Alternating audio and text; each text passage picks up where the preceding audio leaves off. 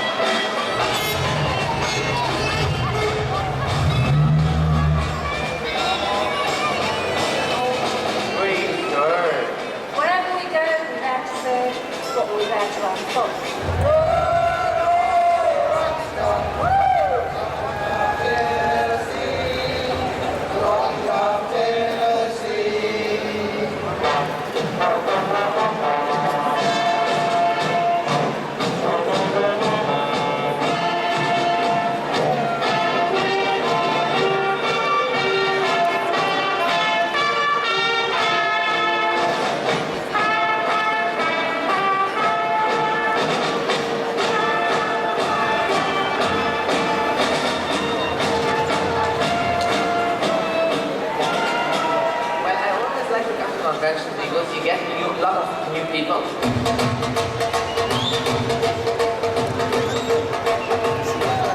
It's just spectacular being here in Sydney. Everything is different. It's just been exciting meeting people from all over the world, and they're all here because we serve.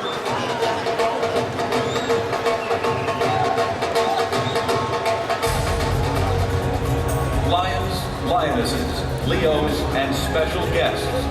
Lions love music.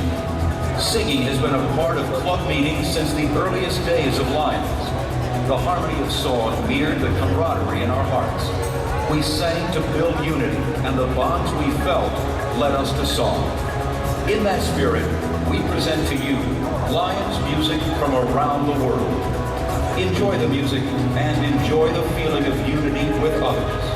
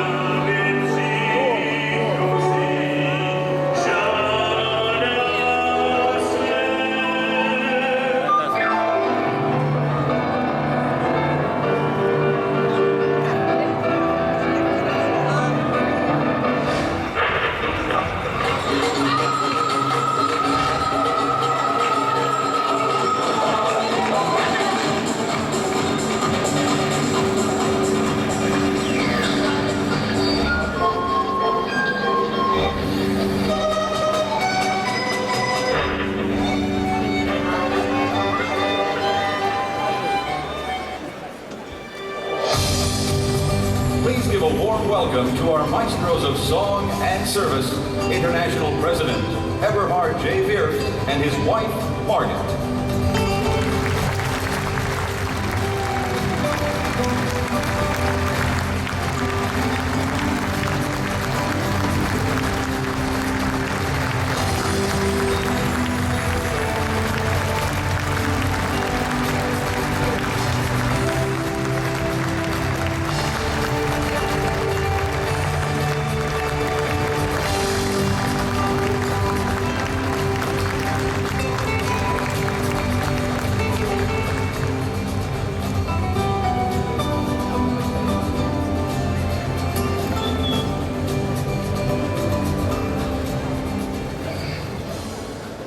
Good morning, Lions of the World. Executive officers, members of the Board of Directors, esteemed President, past Presidents, guests, my fellow Lions. I now call to order the third and closing plenary session of this 93rd International Convention. I do hope you enjoyed our musical opening.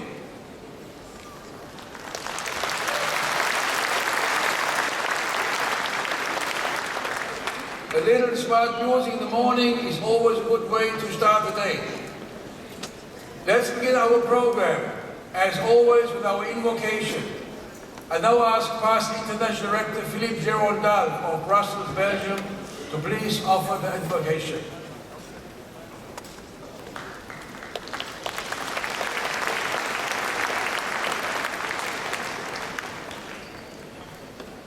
Eternal Creator, give us the will and the courage to be true lions, which means to leave our idols, not just talk about them.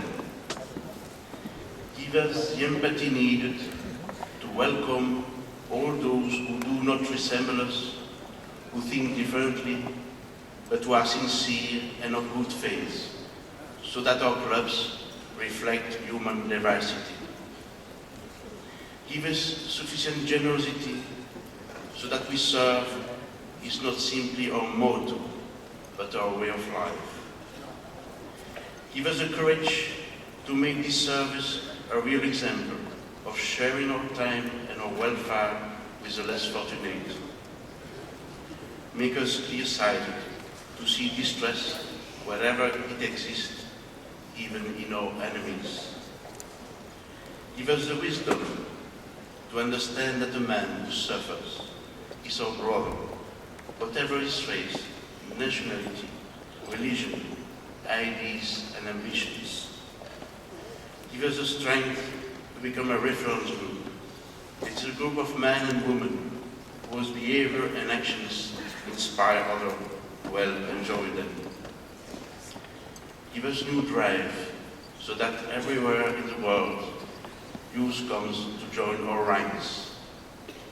And above all, give us the wisdom to see into our own heart.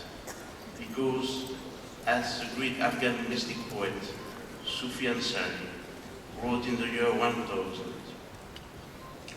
if you can walk on water, you are not more adept than a straw. If you can fly through the air, you are not more skilled than a fly. Conquer your own heart, and then you will become someone. Amen.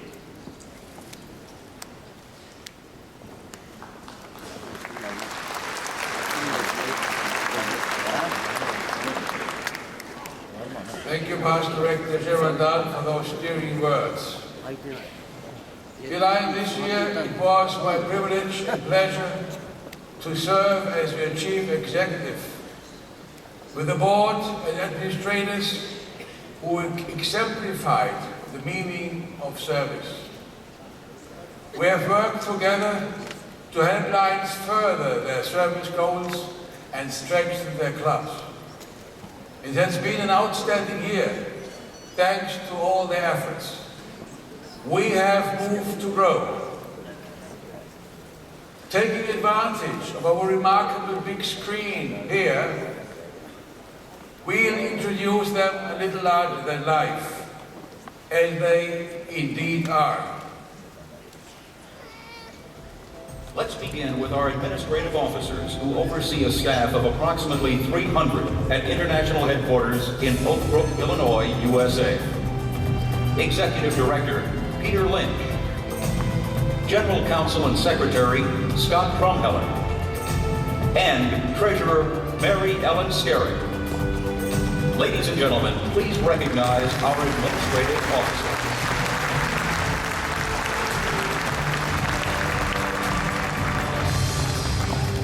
We now give you the Lions who have served in special capacities on the International Board of Directors. It was their responsibility to help their respective committees best serve the administrative needs of Lions Clubs International. Past District Governor, Hans K. Richter, Germany. Past District Governor, Karsten Koala, Germany. Past Council Chairperson, Klaus Tang, Germany. Past International Director, A.T. Singh, India. Past International Director, Ernst A. Musel, Austria. Past International President, Joseph L. Robleski, United States. Past International President, Dr. Tae-Suk Lee, Republic of Korea. And past International President, Mahendra Amarasuriya, Sri Lanka. Ladies and gentlemen, please recognize our board appointees and their spouses.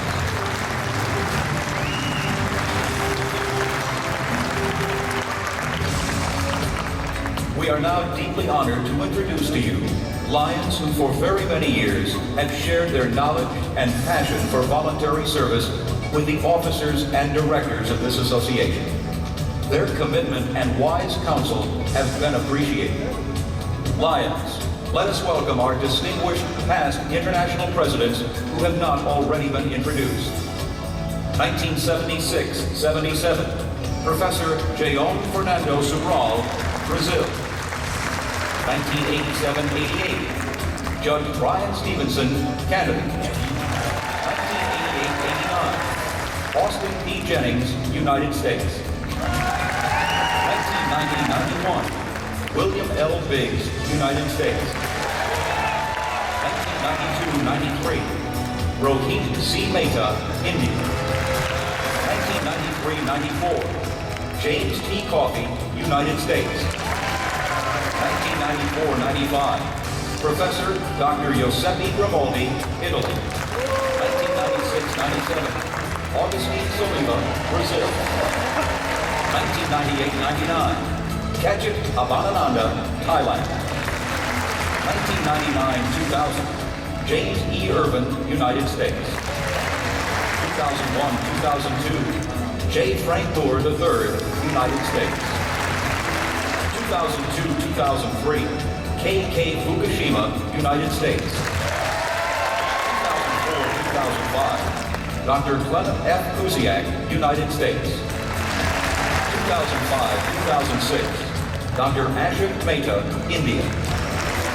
And 2006-2007, Jimmy M. Ross, United States. Please recognize our past international presidents and their spouses.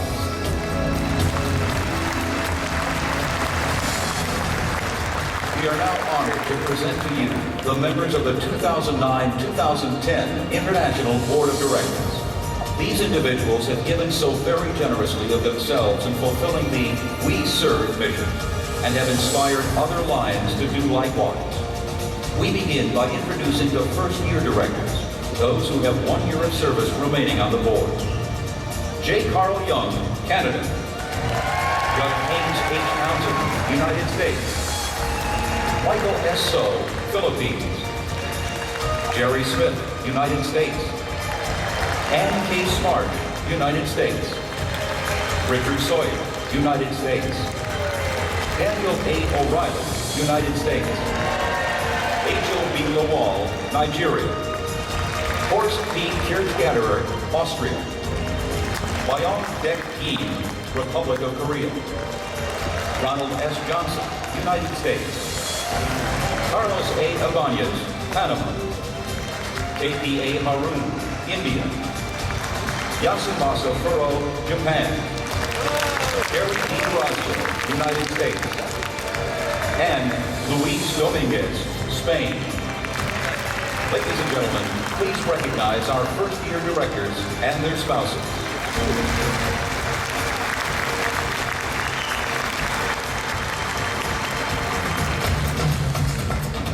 We now honor our second-year directors. They are completing their service on the board, and we are all appreciative of their dedication. Deborah Wasserman, United States. Roseanne Bailati, Brazil. Professor Dr. Heidi Olgan, Turkey. Tadao Sugimoto, Japan.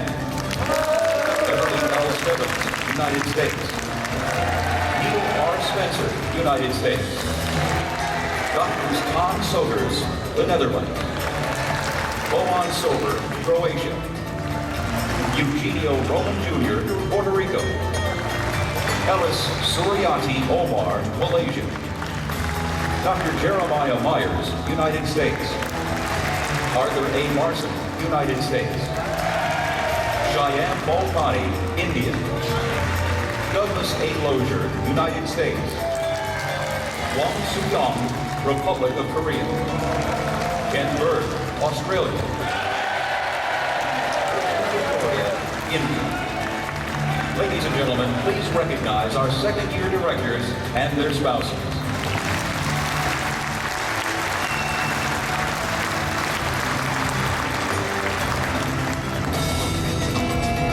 Fellow Lions, it is indeed a privilege to introduce the executive officers of Lions Clubs International. Through the years, they have committed themselves to the ideals of We Serve. Second International Vice President, Dr. Wing Kung Tam, China, Hong Kong. First International Vice President, Sid L. Scruggs III and his wife Judy of the United States. Past International President, Al Brandel and his wife, Dr. Maureen Murphy, United States. And welcome once again our International President, Eberhard J. Mirfs and his wife, Margit, of Germany.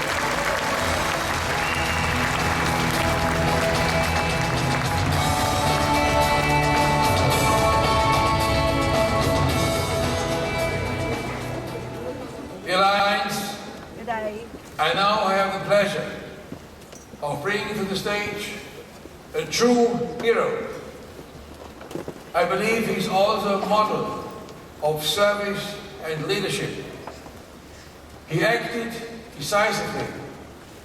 He did exactly what he needed to do. And when the smoke cleared and the magnitude of what had happened became clear, he deflected praise and claimed he just did what he was supposed to do. As if anyone could do what he had done. I was near him at the Rose Bowl in California in January, where he was a guest of honor. We were separated by some rows of people, so unfortunately I was not able to meet him personally. But today I will do so, and so you will do. Let's meet him first on our big screen.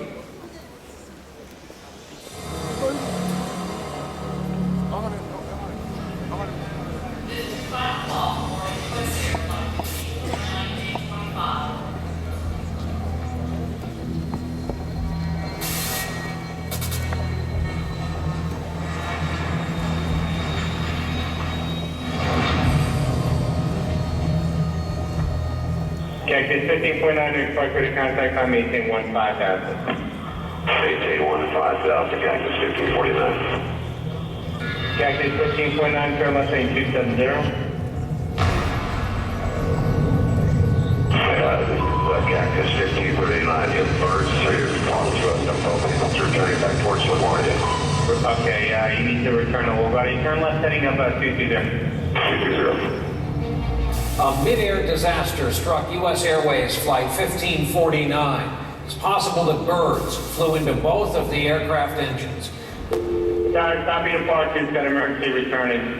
That was it, 1529. He bird strike, he lost all engine, he lost the thrust in the engine, he's returning immediately. Cactus 1529, which engines? He lost thrust in both engines, he said. Got it.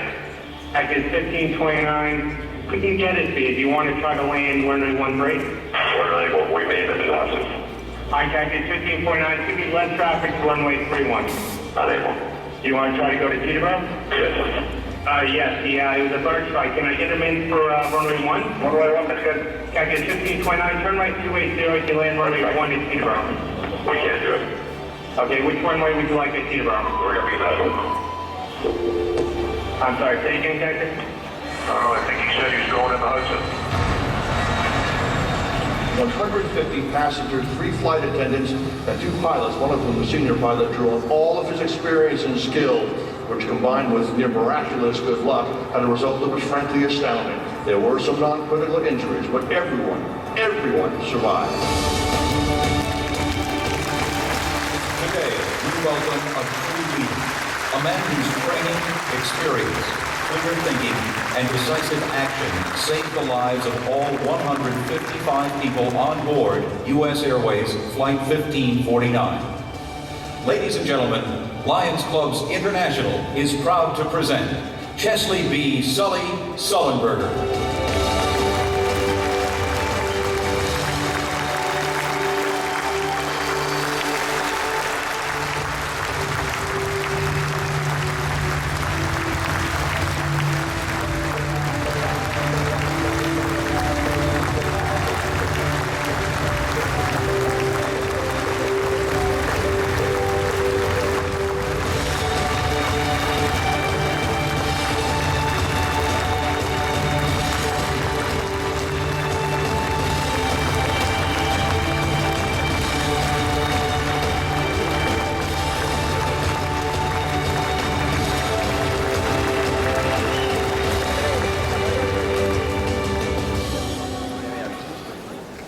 Thank you. Thank you very much, and special thanks to Eberhard Divs, International Lions Club President, for your wonderful introductions.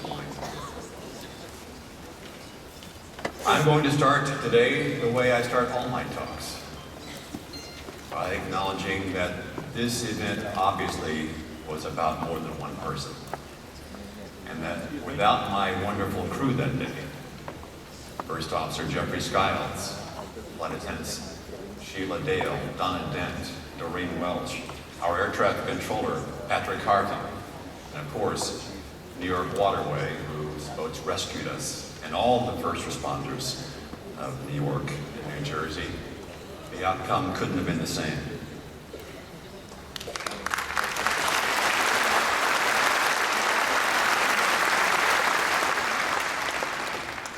Early on, an interviewer asked me and my first officer that day, Jeffrey Skiles, if in retrospect, we'd have done anything differently on that important day. And I gave my usual pilot technical answer, and I said that after thinking about it for many months, I'd finally come to the conclusion that my crew and I did an exceptionally good job. That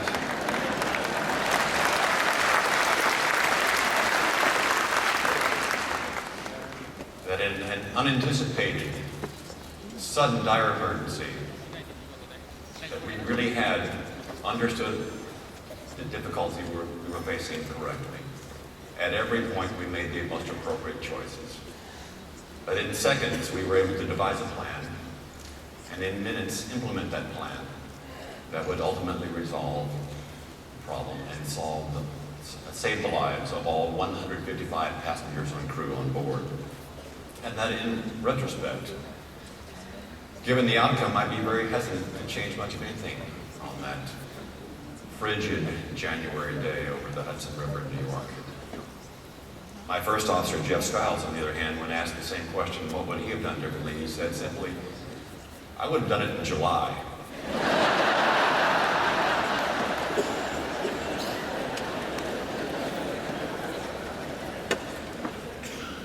All of us on that airplane and our families have had almost a year and a half now to think about this event, to process it, to put it into perspective, to derive meaning from it. And I've had time to answer for myself a question. What was it about that extraordinary event on that remarkable day that has made people around the world feel the way they do about the event, about the crew, and about me? And I think the answer must be that had happened at a time in our world's history when we felt as if we were in crisis. People were worried. They were actively looking for good news and searching for reasons to feel hopeful again. They wanted, quite frankly, to be reassured that the things that we hold dear and say that we believe are still true. Some had begun to question our collective competence, wondering if good was still possible to be done, if people could do the right thing, or if ultimately human nature was mostly just about self-interest and greed. And then along came a group of people who on that day and that place made it their mission in life to see that good was done. And it was life-affirming. People did feel hopeful again. It served as a reminder when we very much needed a reminder of the potential for good that still exists, not only in the world, but within each of us. It was also a reminder that cultivating seemingly ordinary virtues can prepare one to face extraordinary challenges and to perform extraordinary acts. Since January 15, 2009, my crew, my family, and I have received an unbelievable, incredible outpouring of support from around the world. We've received many tens of thousands of pieces of mail and tens of thousands more emails from all around the globe. I used to joke that I'd gotten mail from every continent except Antarctica. And you can guess what happened. Someone somewhere heard me say that, and now with the internet, the word spread. And I got a very nice note one day from a scientist at a research station on Antarctica. And so now I've heard from every continent on our planet. And for that, my crew, my family, and I thank you.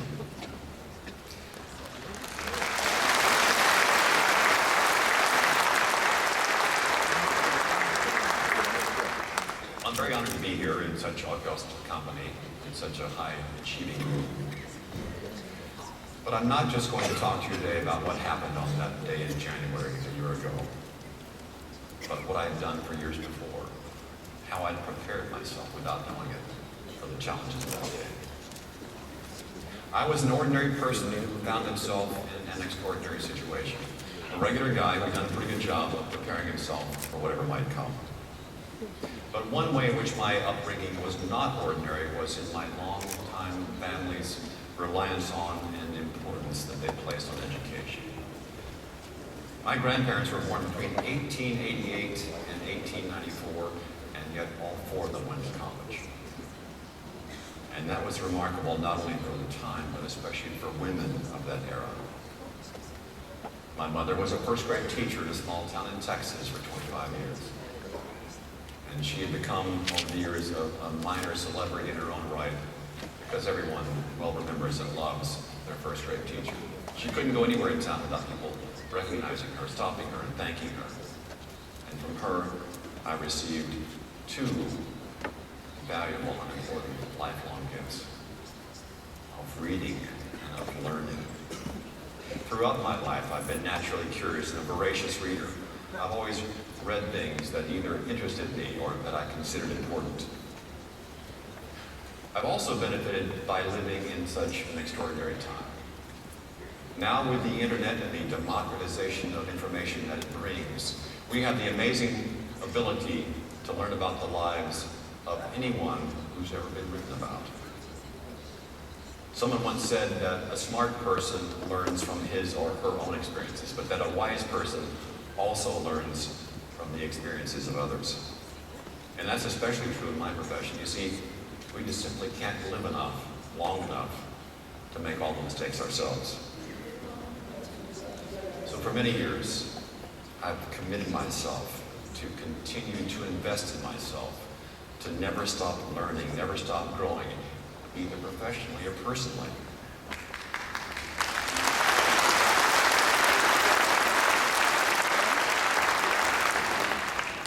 My father grew up during the last great financial upheaval, the Great Depression of the 1930s, and he and his contemporaries served in World War II.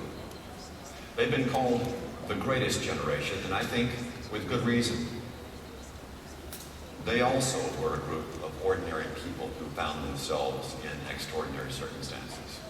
They too said that they were just doing their jobs.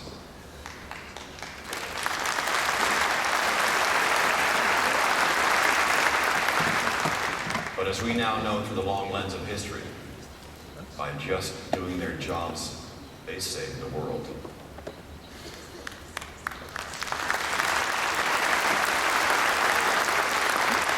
My mother and my father and many of their contemporaries had some well-articulated values that they passed on to me, and that I in turn have attempted to pass on to my children. And I believe that those values remain strong today. A sense of civic duty, of service before self, and a willingness to share our sacrifices. Now sometimes, given the many distractions in our modern lives and our popular culture, we may think that they no longer exist. But let me tell you, I recently had a chance to visit my alma mater, the United States Air Force Academy, and speak to the cadets, the students there, and to see for myself this next generation of young men and women, and our ideals are still true. Several years ago, my younger daughter Kelly asked me, "Daddy, what's the best job in the world?" And I responded, "It's the job you would do even if you didn't have to." You see, for me, I was lucky. I found my passion in life very early. I could literally remember being 5 years old and knowing I was going to spend my life flying airplanes.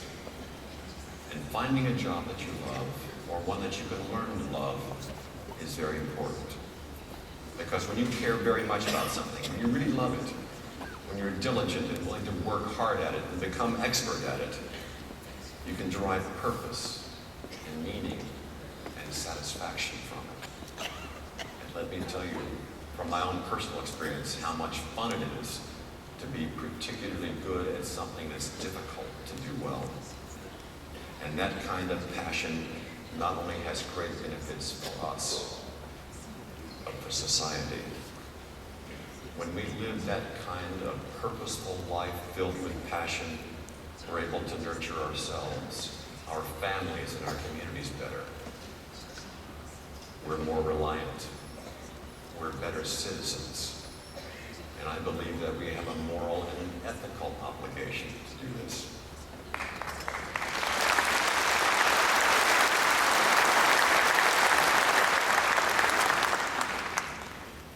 In the Air Force, I found a culture with clearly defined roles and responsibilities, with strong competition not only with my colleagues but with myself, where all of us not only constantly strived for excellence, but we accepted nothing less. I found a system where the highest professional standards are taught and enforced, where any momentary lapse is immediately corrected as being potentially catastrophic. You see, when you're flying jet fighters, success and failure, life and death sometimes can be measured in seconds and in feet.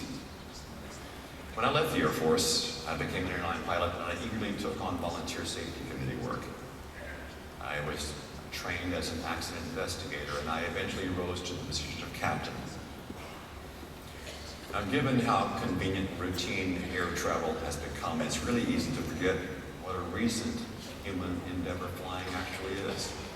It was just over 106 years ago that the Wright brothers first flew. What's amazing to me, and what my young children would be very glad to point out to you, is that my 43 years of flying have encompassed 2/5 of the entire history of aviation. And that if you want to see some of the airplanes I used to fly, one has to visit a museum.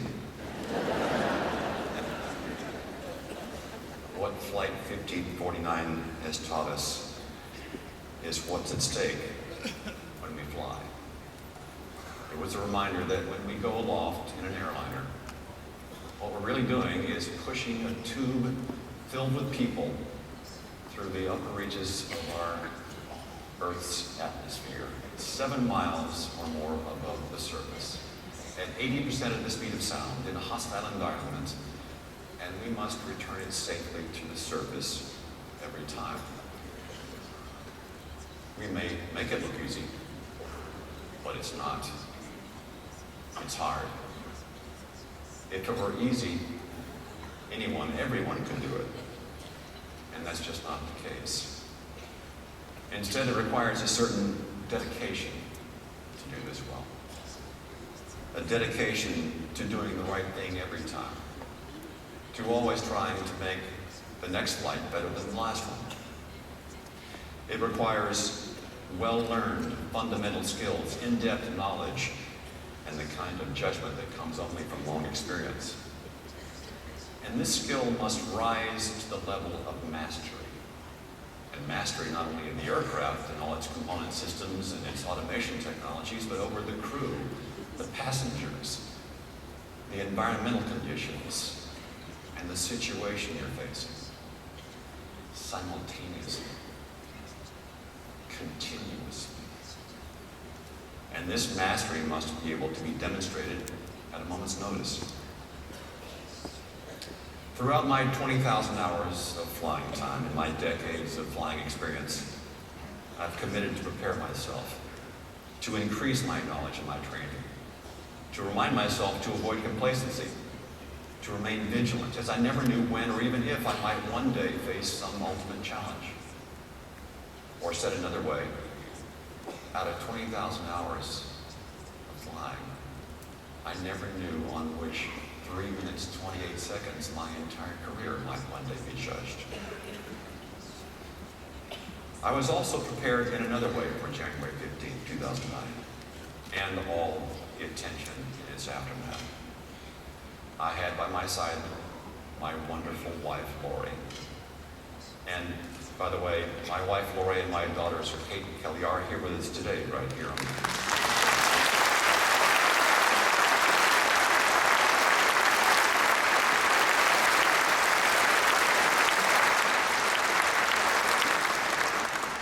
So my advice to anyone who thinks that they might one day come to prominence suddenly is that you should already have chosen a partner who is as strong, as smart, as articulate as my wife, Laura.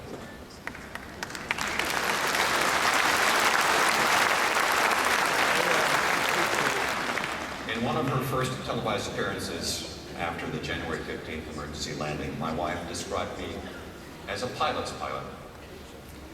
She described my passion for my profession, saying that I love the art of the airplane. And she's right about that. Apparently she paid attention all those times I talked about my passion for my work, about my constant desire to be able to finesse the airplane, to find the most elegant solution to any flight path, to fly the airplane the way it was designed to be flown. What we learned about Flight 1549 is that dedication matters. And being a pilot to the best of our ability requires discipline and focus, and not just during extraordinary and difficult times, but every day. And this dedication is one of the reasons that air travel is so safe, because everyone involved with it has that same sense, a shared sense of responsibility for the outcome, and a shared duty to make that outcome a reality every day.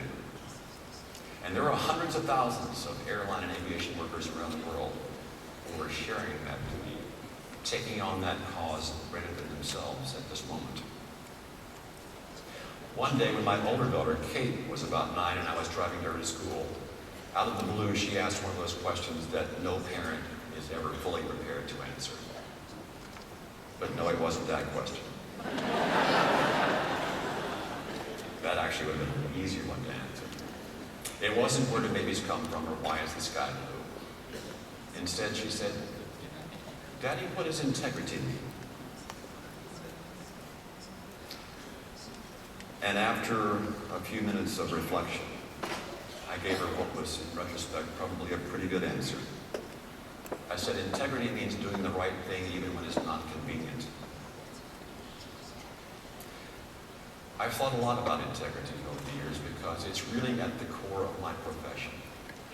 You see, being an airline captain means doing the right thing every time, even if it means inconveniencing 183 people, if it means delaying or canceling a flight, if it means keeping all those people myself included, from getting home as soon as we want to. But by having dedication to do it right, I'm making sure that we all do get home. You see, I'm trained to be intolerant of anything less than the highest professional standards. And I would hope that everyone in every career takes time on a regular basis to ask themselves a question. Do I tolerate mediocrity?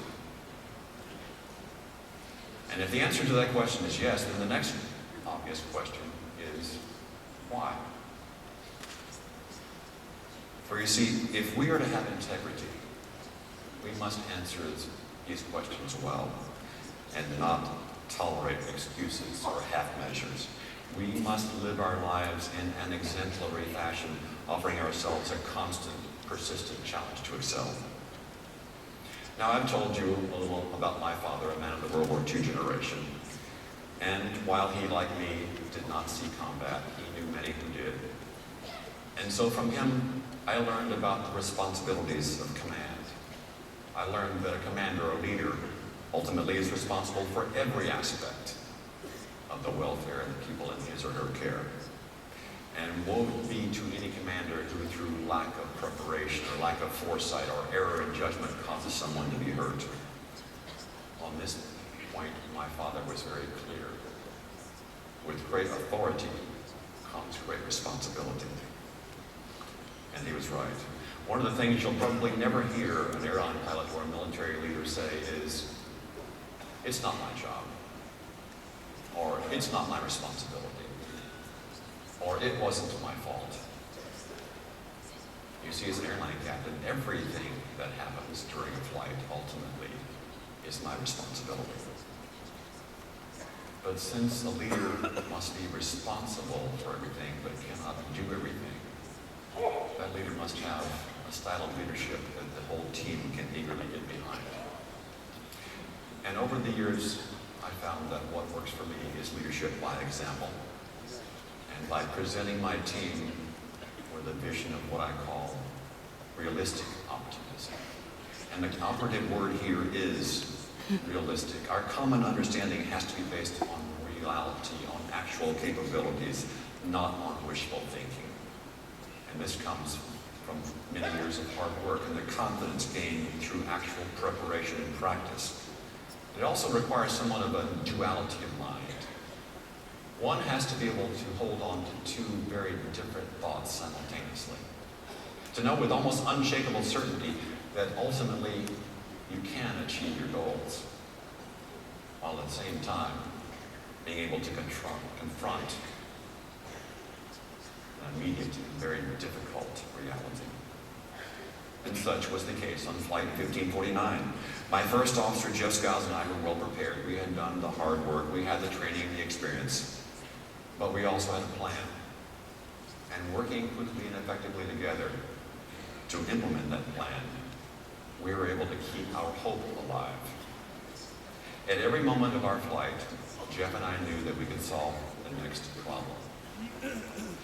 When Katie Couric asked me during this 60 Minutes broadcast interview if I really believed I could land on the Hudson River, my answer was, I knew I could do it. And some have asked me if I really meant that, and yes, I did. But it wasn't hindsight-fueled bravado.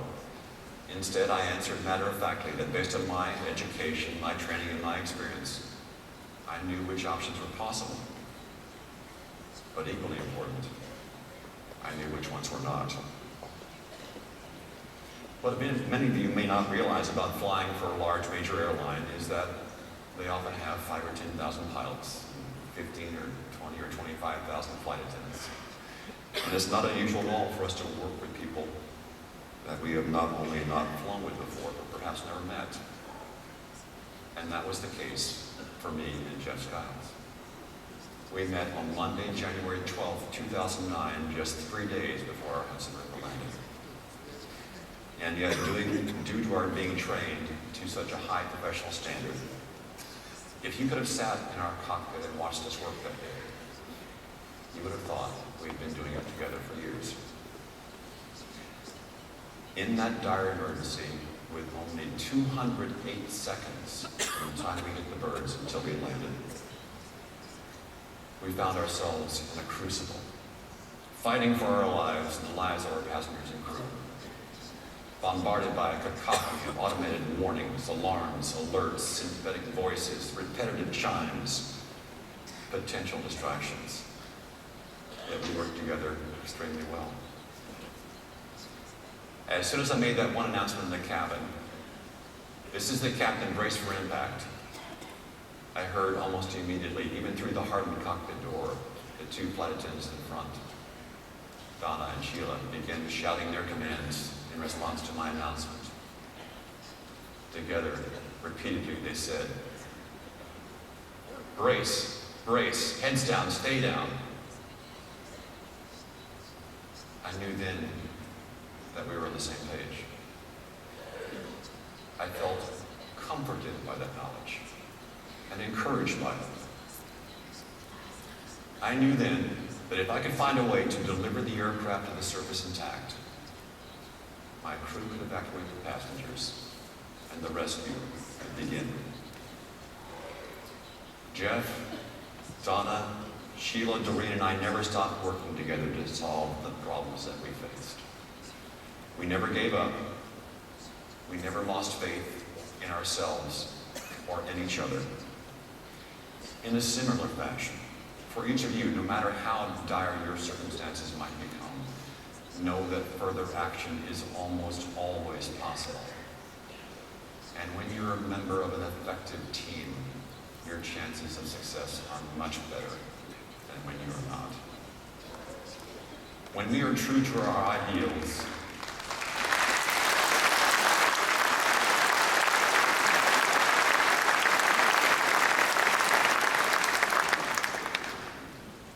when we are true to our ideals and we work together, there is little we cannot accomplish. Now, we have all known and felt at some point that life just isn't fair. And while to a certain extent that's true, to a certain extent that's almost irrelevant. Let me explain.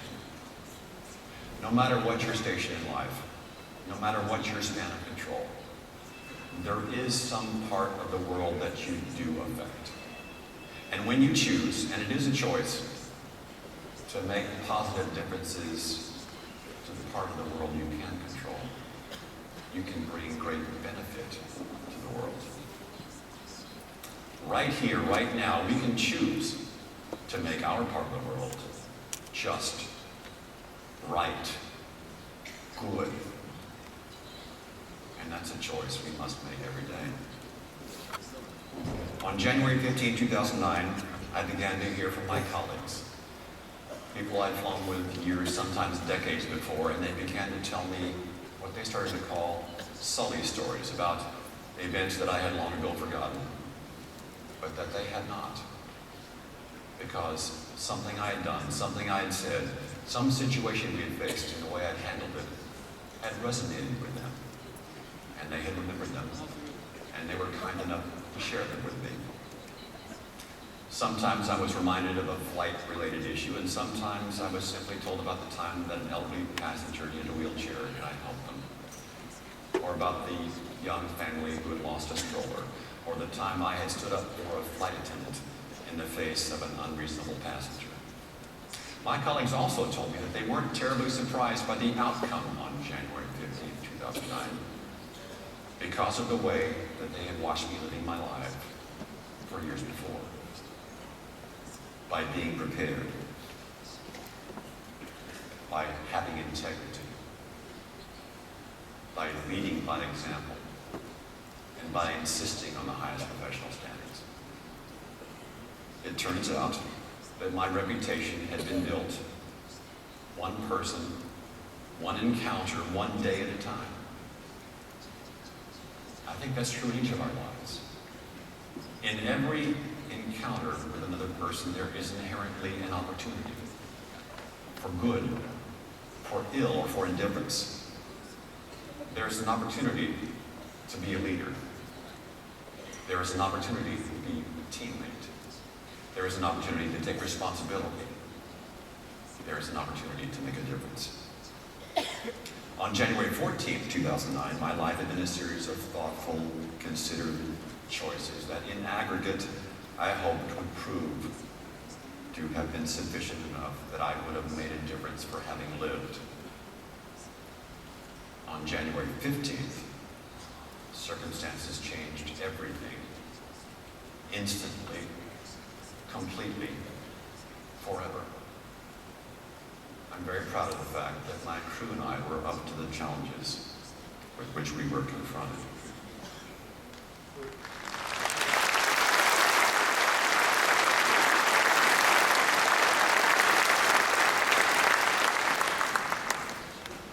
None of us knows what tomorrow may bring. Each of us has the responsibility to prepare ourselves well.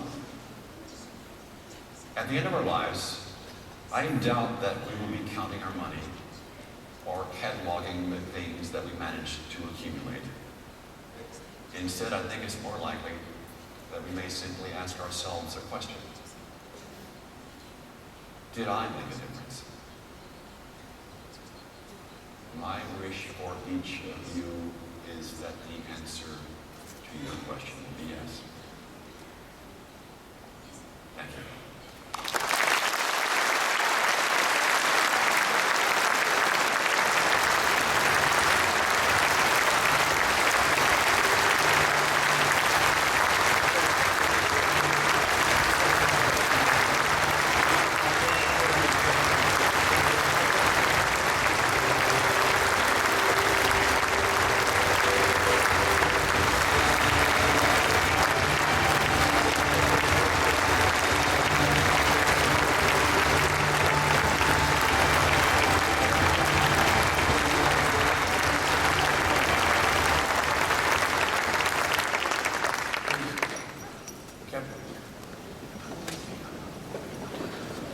Thank you, Captain Sullenberg.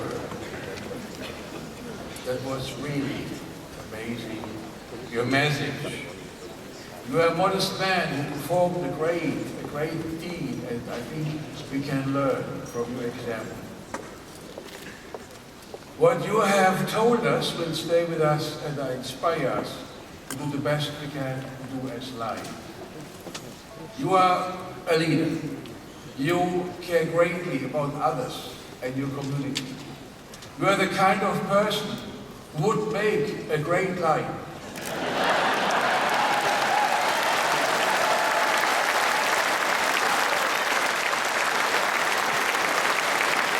And my dear friends of the world, since Captain Sullenberger has expressed a desire to affiliate with the Alliance, I now ask you, repeat after me our membership oath.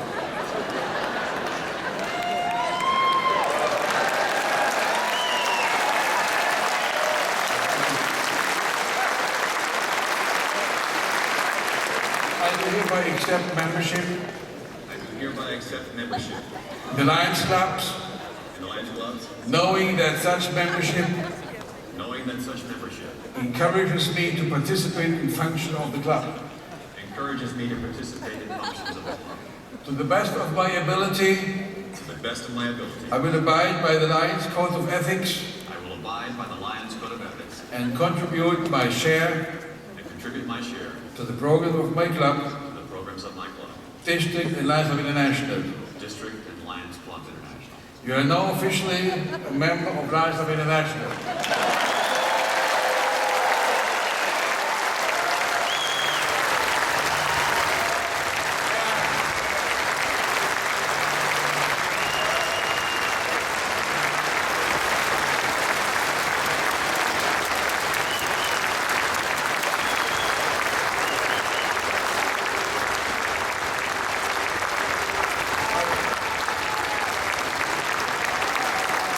Dear Lions, I'm so proud to have this great leader as a member of one of us.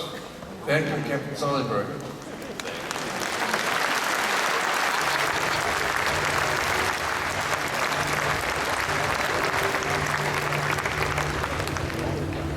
Thank you. Give her now a welcome to family.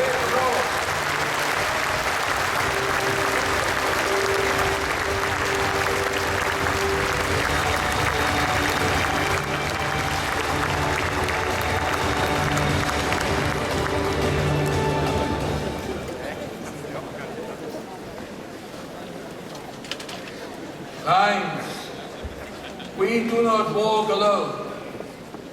Often the good we accomplish is because we receive the support of people of goodwill and good hearts.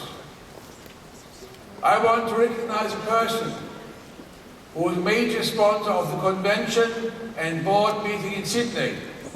He understands how important Lions are. He understands what we do, and he reached out to us and supported us with tremendous generosity. I'm most happy to present the Peace Poster plaque to Warwick Watkins, CEO of the Sydney Harbour Foreshore Authority.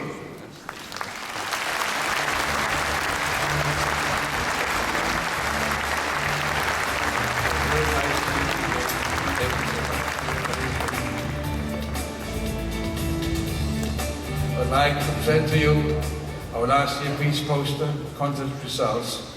Wonderful picture drawn by Min Yu Jiang from Taiwan with the theme, Peace Begins With Me. Thank you, sir.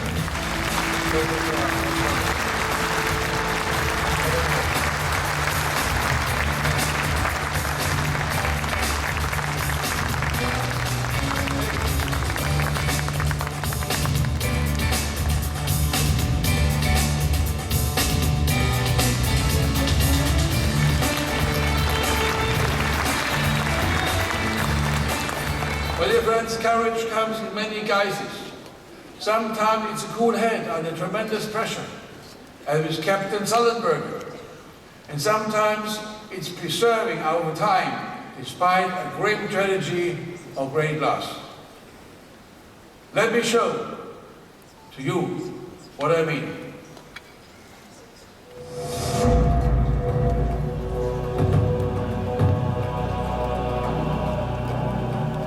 What's actually happened in Victoria is the state just erupted in fire. The whole sky was catching fire. Someone likened it to Armageddon. I couldn't see 2 inches in front of me. It was just so black and so much smoke everywhere. It took us a couple of days to find out that our place had also gone. 30 years of our married life had disappeared. The people who have escaped the fire have lost everything except what they were standing in. It is total devastation.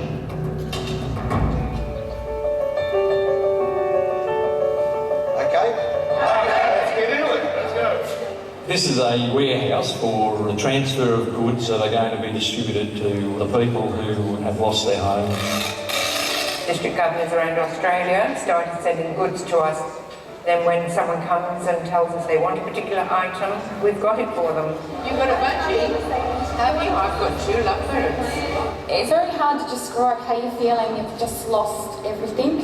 There's no identity of who you are. There's no history. There's no nothing behind you. We have been given everything that we currently are living with. We're feeling quite overwhelmed by all of that.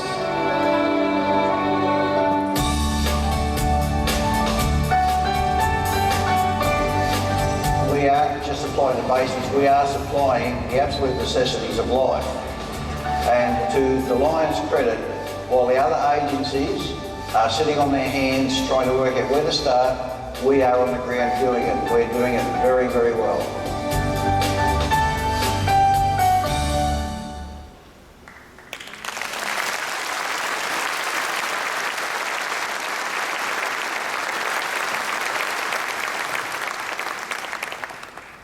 Lions change lives.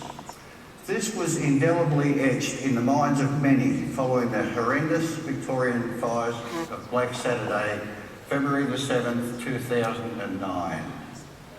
All 5 Victorian districts were affected, but V5 was by far the worst.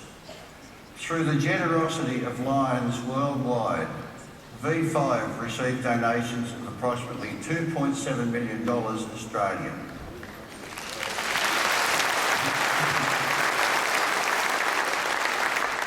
With this money, we were able to supply life's necessities to the survivors. I personally was very humbled by the generosity of the Lions of Australia, as more than 25 semi-trailer loads of personal goods were donated. The Lions, who worked so tirelessly as a team sorting and distributing these items, made me immensely proud to be part of this wonderful organisation. I must also mention the efforts of my lovely wife, Monica, who was at the warehouse for many hours a day coordinating operations.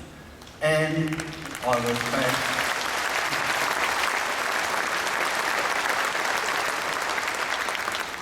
And I was backed by the greatest team any DG could ever wish to have. On behalf of every fire-affected member of the Victorian community, I say a very sincere thank you to the Lions of the world, and I applaud you one and all.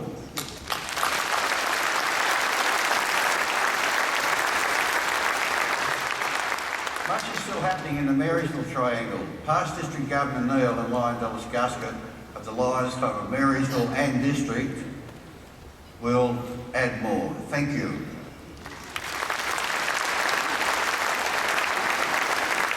Lions make things happen. They really do. What a great association we belong to. Our extended family, and you realise in a situation like this what the family is. The depth of feeling, the emotional and physical support we and our communities have received and continue to receive from around the world has been overwhelming. The exposure Lions have received by their quick response and their continuing involvement has been very gratifying. The recognition we receive as Lions makes us really proud to be Lions. Of our Lions who have lost their homes, the first has started to rebuild. With less than 25% of our town rebuilt, we have 5 new members.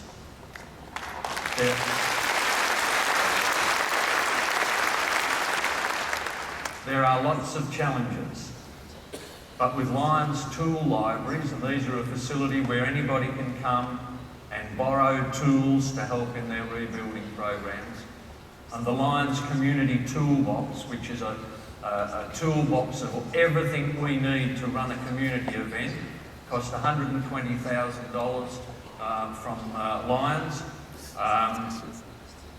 Lions continue to make it happen.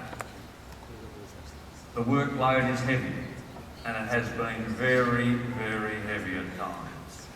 But with the support that you've given us, the burden is light. On behalf of our communities and communities around the world being helped by Lions, thank you, Lions of the world.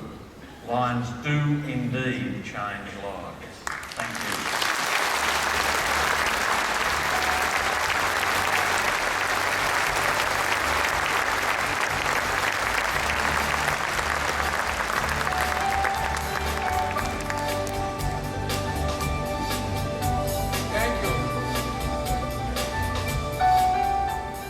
I think most of us wonder how we do under very difficult circumstances. And you prove just how much Lions can do under great pressure. Thank you. Thank you, please, for all you have done. Lions.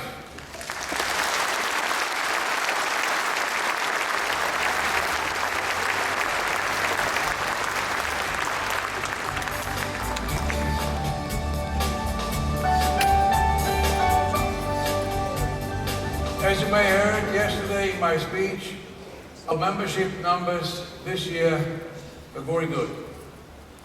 Membership has increased to more than 27,000 members.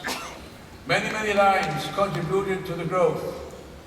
In fact, all Lions do by virtue of setting a good example of the power and value of service. But a very special group of Lions led our membership charge. They are a global membership team. They put in long hours.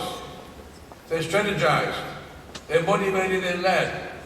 They lived and slept and dreamed membership for 2 years. They deserve our appreciation. They've earned our lasting gratitude. So let us honor our wonderful global membership team. I will call the name of the constitutional team leaders and the names of the team members will be up on the screen. I call Constitution Area 1 with the leader, past Inner President Jim Irving.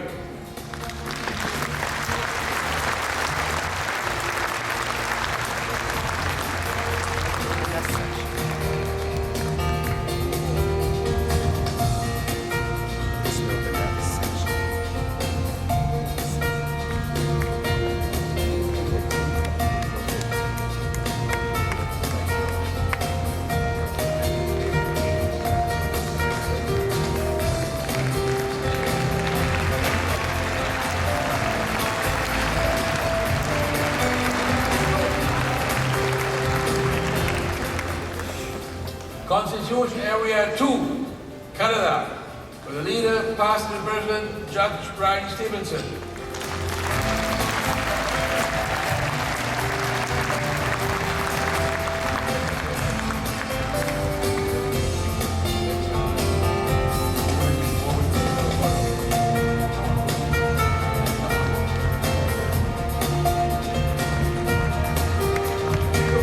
Area 2.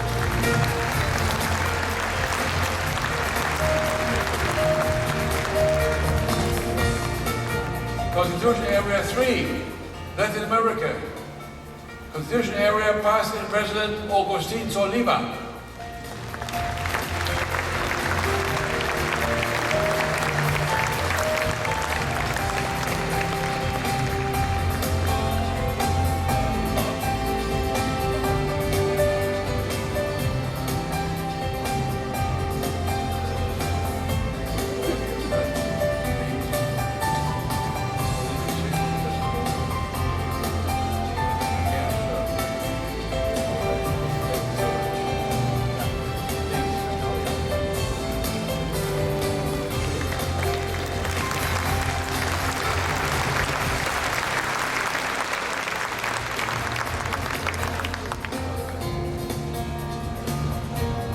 Constitution Area 4, Europe, past Council Chairman Klaus Tank.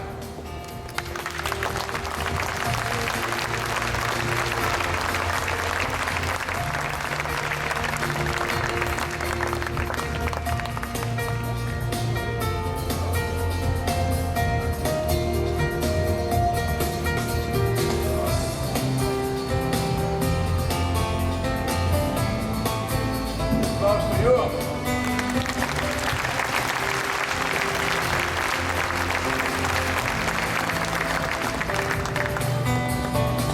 I call upon Constitution Area 5, Second Vice President Dr. Wing Kung Tam.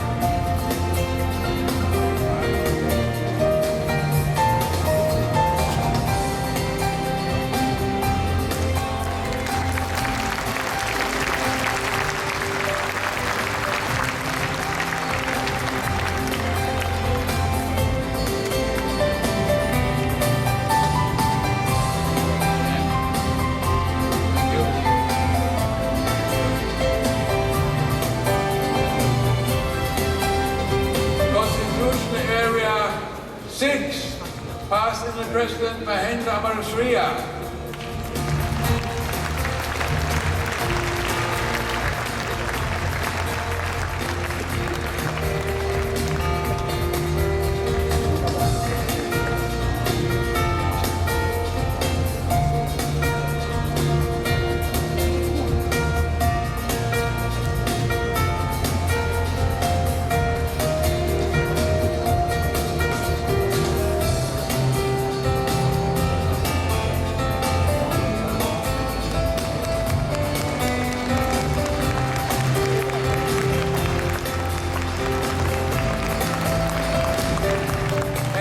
Constitution Area 7, Australia, New Zealand.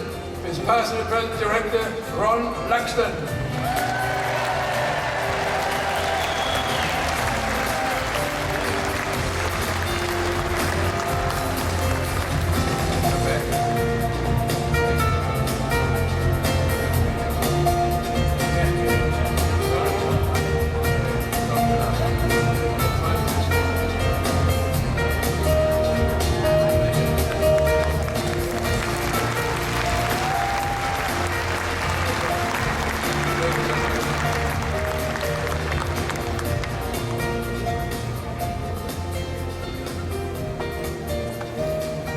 The Leadership Committee Chairperson, International Director, Harry Wilgen.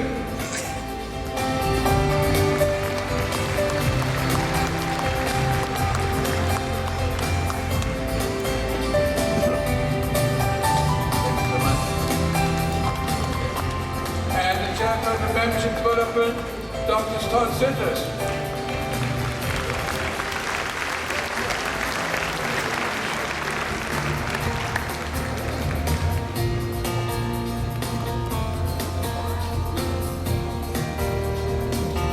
International Coordinator, Border Policy and Passenger Director, A.P. Singh.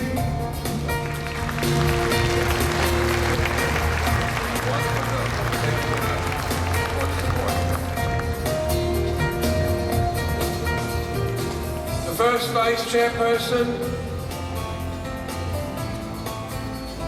First Vice President, Sid L. Braxton III.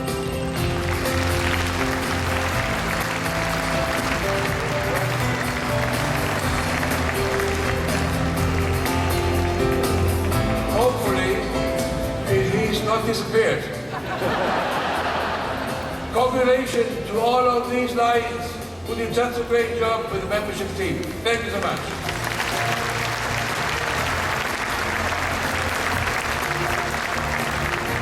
And now call upon Passenger President Agustin Soliva Sao Paulo, San Joaquim dos Campos, Brazil, Chairperson of the Resolution Committee, for the report of his committee.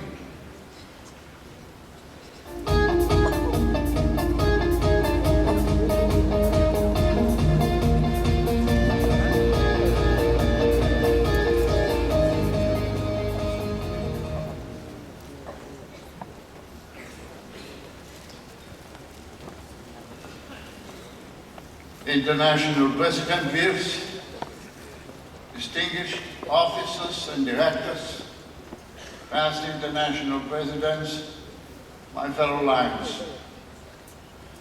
Your committee on resolutions consisting of Vice Chairperson, past District Governor Carsten Kovala, past International Director Paul Fan, past International Director Chuck Bernatan, and Council Chairperson Helmut Mahauer. Present the following reports. The committee concurs that with the rules of procedures providing that any resolution upon which consideration is sought by a Lions Club or a member of the International Convention must be passed by a single or multiple district convention as required by the International Constitution and bylaws before being considered by the Resolutions Committee and the International Board of Directors and being reported to the delegates at this international convention. The resolutions which your committee reports at this time have emanated solely from the committee itself, none having been received from a single or multiple district convention. In accordance with the provisions of the International Constitution and bylaws, Mr. President, on behalf of the Resolutions Committee, I present the following resolutions. Resolution number 1. Whereas the registrants of the 93rd Annual Convention of Lions Clubs International enjoyed the many attractions in Sydney and were welcomed graciously by Her Excellency Quentin Bryce, Governor-General of the Commonwealth of Australia, and the Honourable Kevin Green, Minister by major events of the New South Wales. Therefore be it resolved that the delegates assembled here express their gratitude to Her Excellency Ms. Quentin Bryce, Minister Green, and the people of Sydney for their spirit of friendship and goodwill.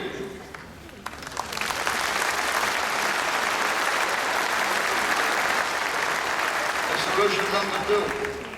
Whereas the spirit of cooperation between the Multiple District 201 International Host Committee, chaired by past International Director Barry Palmer, and the Convention Committee of the International Board of Directors, chaired by past International President Joseph L. Dobreski, and ably assisted by Vice Chairperson and International Director Neil Spencer, and International Directors Yasumaza Furo and Beyond Diok King, resulted in a very successful convention, and various International Host Committee and the Convention Committee worked very hard and diligently to generate great interest in this convention.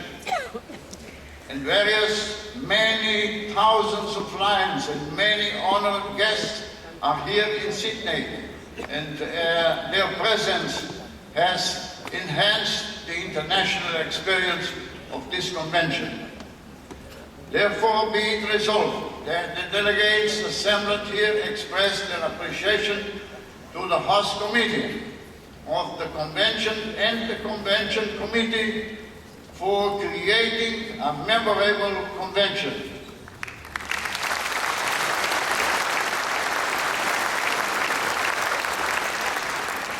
Resolution number 3. Whereas the seminars and workshops at the convention enabled Lions and Leos to enhance their skills and inspired them to further service. Therefore be it resolved that the delegates assembled here offer their appreciation to the organizers and presenters of these programs.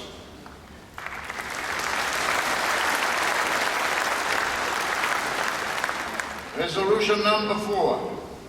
Whereas for the 22nd consecutive years, the signer of this convention enabled hearing impaired registrants to fully benefit from the proceeding at the plenary sessions. Therefore be it resolved that the delegates assembled here express their appreciation to Lion Eddie Piscal.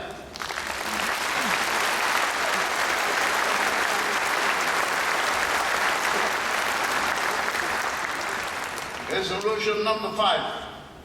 Whereas the International President Eberhard Wirfs performed his duties with great passion and purpose, performed the concept of Move to Grow, and furthered the magnificent service goals of Lions.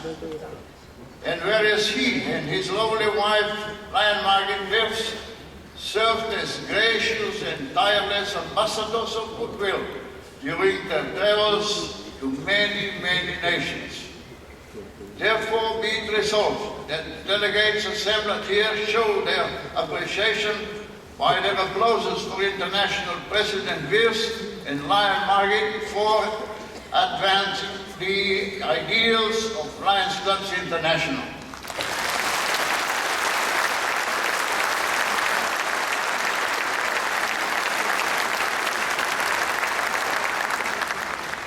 Mr. President Wirfs, I would like to thank you for appointing me as chairperson of this resolutions committee, and I also would like to express my appreciation to my fellow committee members for their diligent work on this committee.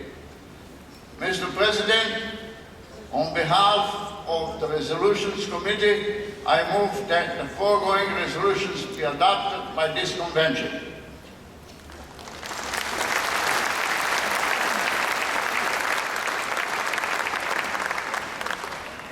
Thank you, President Saliba.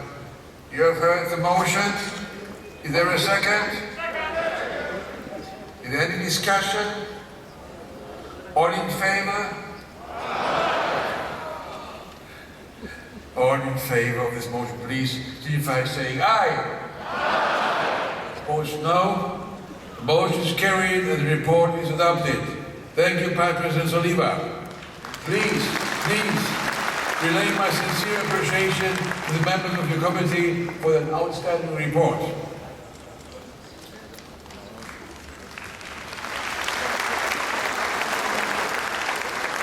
For the report of the Credentials Committee, I call upon past Interim Director LeGrand Pass III of Bedford, Pennsylvania, United States, chairperson of that committee.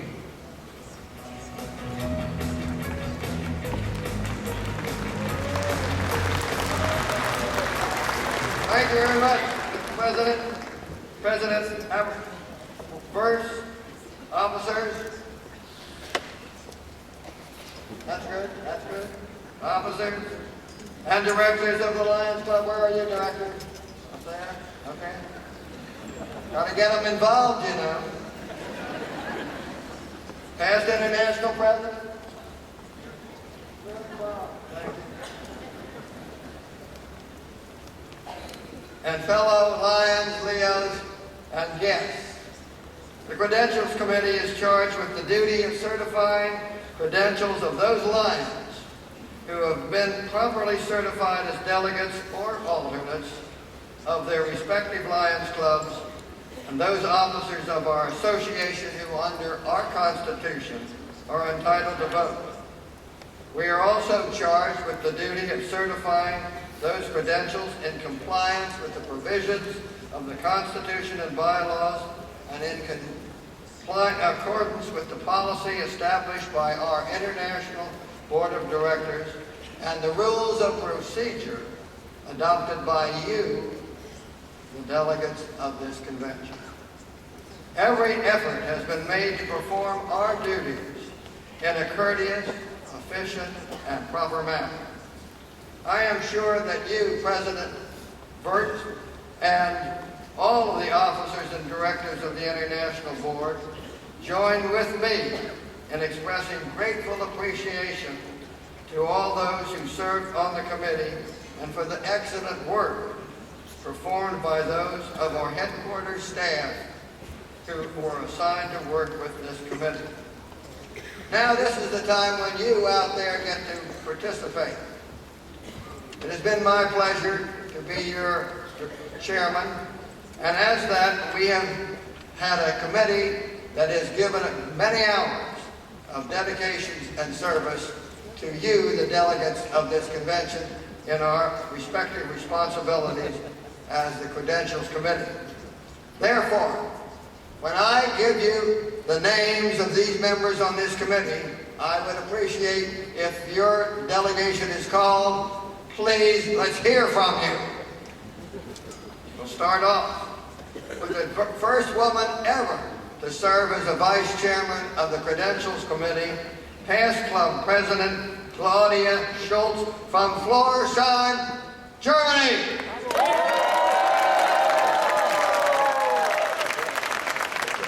Other members of the committee were past District Governor Norman Alchuk from Redcliffe, Australia.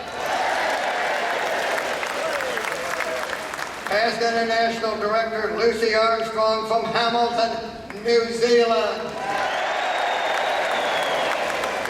Past Council Chairman Eddie Arthey from Tutwiler, Mississippi. By the way, there are a few delegations that are a little small this year. So if you feel like joining in with the small group, we'd appreciate it. Past District Governor Sergey Bagla from Kofla, Kata, India.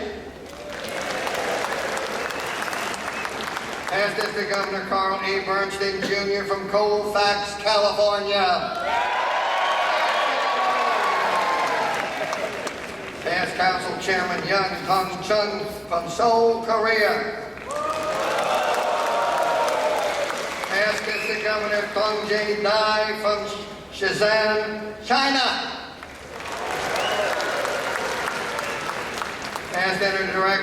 Past International Director Stan Dawson from Bogongor, North South Wales, Australia. Past Council Chairman Jacques Demore from Niveau, Belgium. Past District Governor Andreas Festus from Budapest, Hungary. Really here. But not too many from Budapest here. Past District Governor Katarzyna Gilbert Zamba from Gdansk, Poland. There are not too many from Gdansk either. Past District Governor E.R. Goodson Fan from Udomawapit, India. I probably killed that word, didn't I? Past Council Chairman Bill Holmes from Coromala Valley, Australia. You just saw him here, the next one I'm going to call, so you can give him an extra cheer, because he was up here on behalf of the global membership team. Past International Director, Dr. Carlos E. Justantino from Puerto Rico. Past District Governor John Kelsey from Clinton, Tennessee. Past District Governor Robert Korthoff from Marion, Australia. Past District Governor Robert Gleiben from Rego Park, New York. Past International Director Samsak Dee. Get that one wrong too. That's only his first name. Loves Soof from Bangkok, Thailand.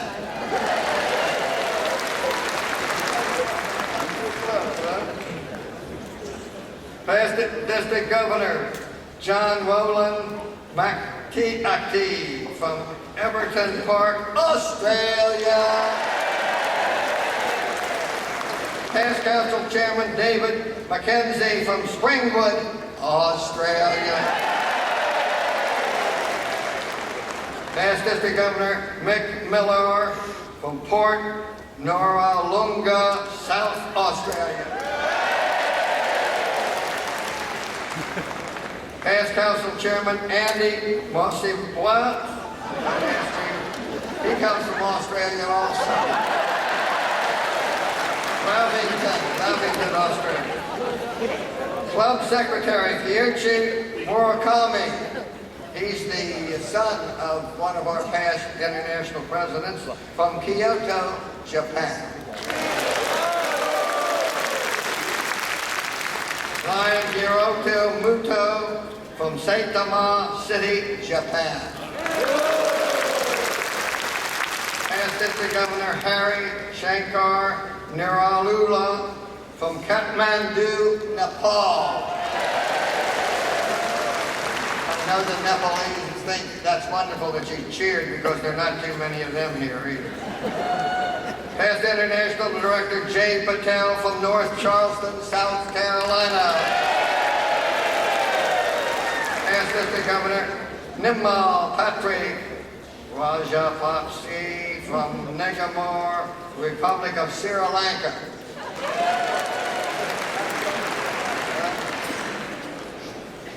All right, past District Governor Christian Nee. Oh, this is a lovely lady, Christian Nee Schilling from Wartenberg, Germany. Past International Director Philip Y. Tom from Des Plaines, Illinois. Past District Governor Joseph R. Volte from Vienna, Virginia. And finally,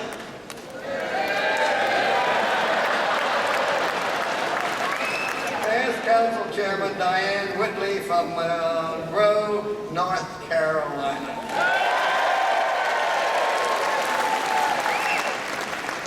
The official credential records contain the role of voting members of the convention and are a part of the official records of this convention. These records show that we had 3,764 certified delegates and 232 certified alternates for a grand total of 3,996 certified delegates and alternate delegates.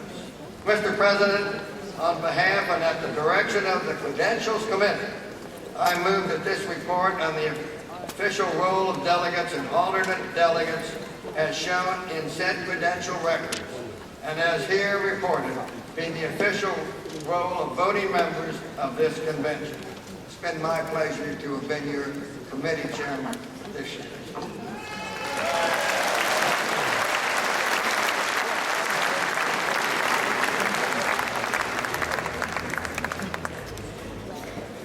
You have heard the motion. Is there a second?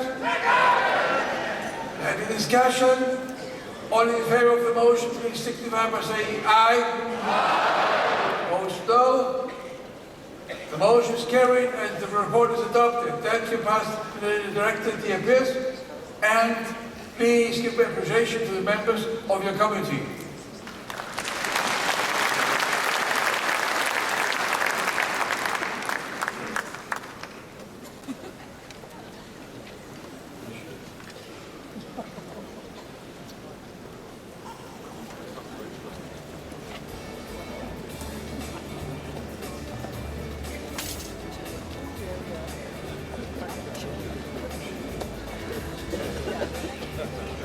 There we go. Hello, how are you doing?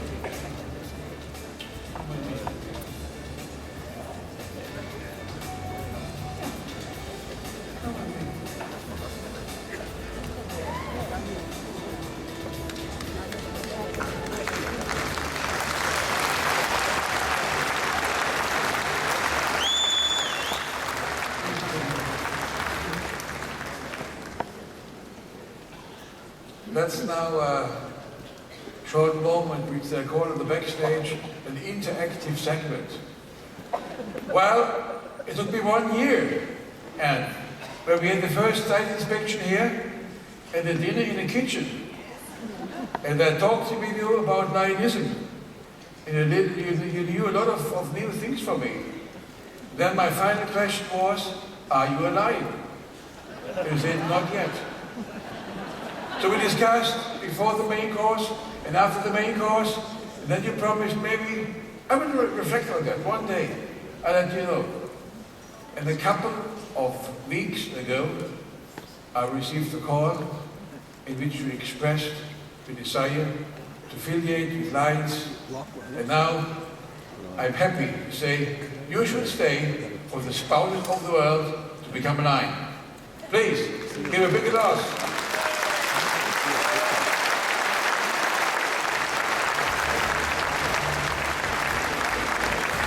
And as ever, I've been taught from Minneapolis, I start always with flowers.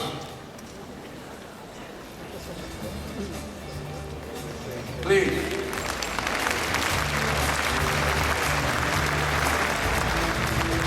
And you please repeat the oath. I do hereby accept membership in the Lions Club, knowing that such membership encouraged me to participate in the function of the club.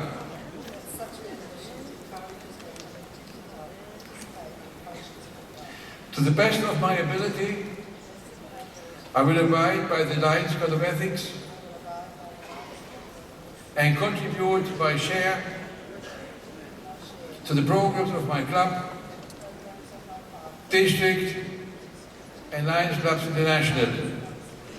At this time, my colleague and the immediate past President Brandel informed the Times, edit and to pay my dues.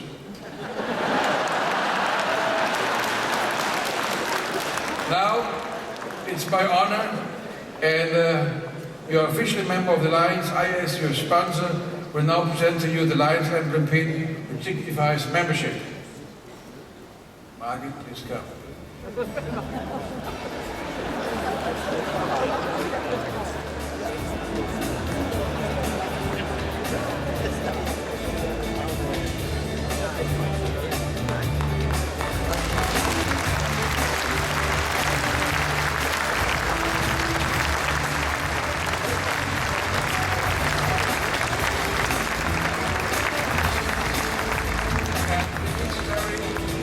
Don't ask me how I made it.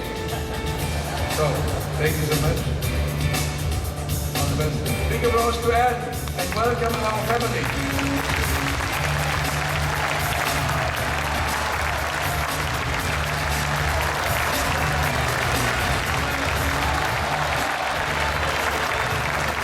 Lions, please welcome Council Chairperson Helmut Marhauer of Germany and District Governor Barbara E. Gutz of Germany.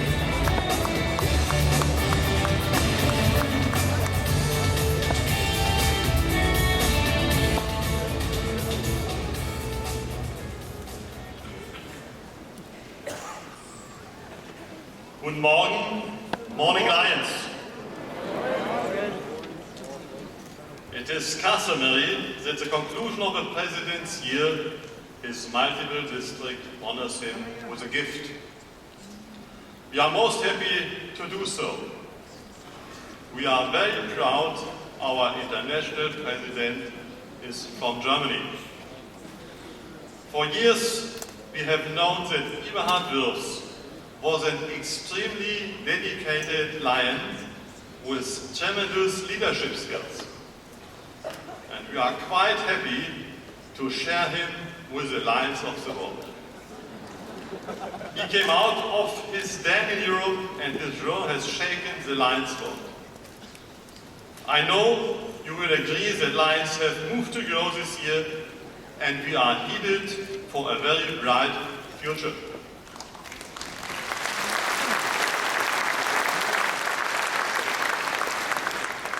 The Lions of Germany have been very generous in contributing to this gift. In many years, it was quite common that a multi-district presents keys for a new automobile or any other material things. This was perfectly fine, but we knew that this President Wirfs would like to go in a different direction. So the money we collected from the Lions will go to a project assisting mothers and children in need.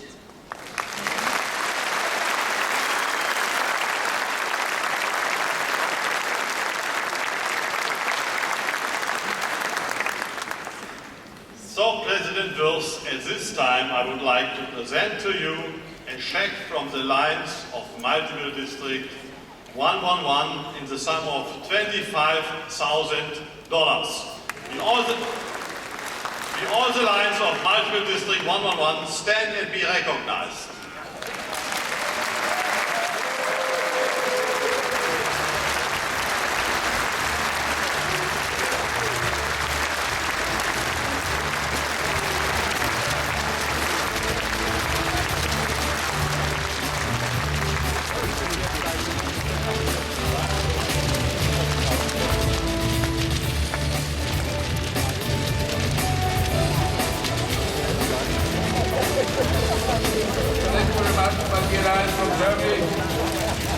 We will use it helpfully for motherless children next time in Africa.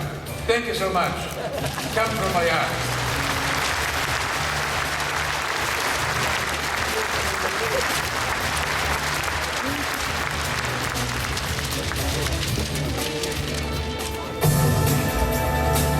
Lions, let's watch this special video prepared in honor of the President by his family. Hello Lions, hi Mom and Dad. We are very proud of what you have achieved in the last year as President of Lions Clubs International. You have inspired the world with your motto, move to grow, but you've also inspired the family to move to grow. In February, Pauline and I have welcomed our son Anton, and Oliver and Sandra are expecting their second child after Hannah in August. We wish you a great convention in Sydney. We would have loved to join you there, but unfortunately the journey to the other side of the globe would have been a little bit too much for Anton. We send you our congratulations for what you have done, and we are all looking forward to seeing you soon. Move to grow.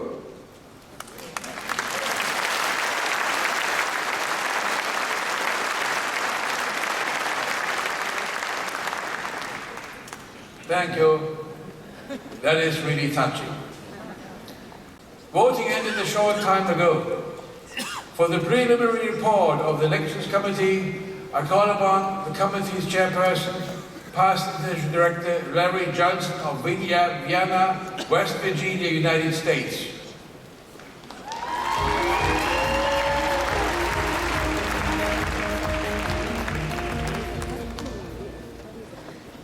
International President Gerfs, your Elections Committee desires to make a partial report concerning the tabulation of votes for the offices of International President and First Vice President of this association. The following candidates received the required number of votes for election to such offices. For the office of First Vice President, Dr. Wing Kun Tan.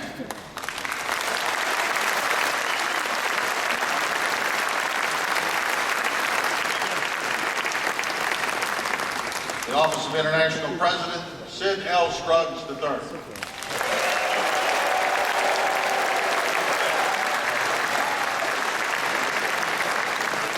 This concludes the partial report of your Elections Committee.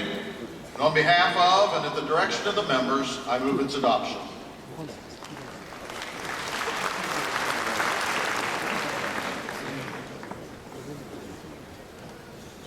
You've heard the motion. Is there a second? Is there any discussion?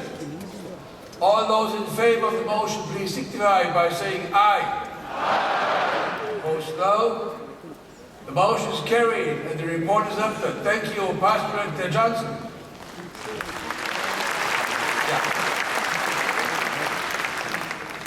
Now it's the time to introduce your new international president for the Lions Year 2010 and 2011. First, let's learn about our new president.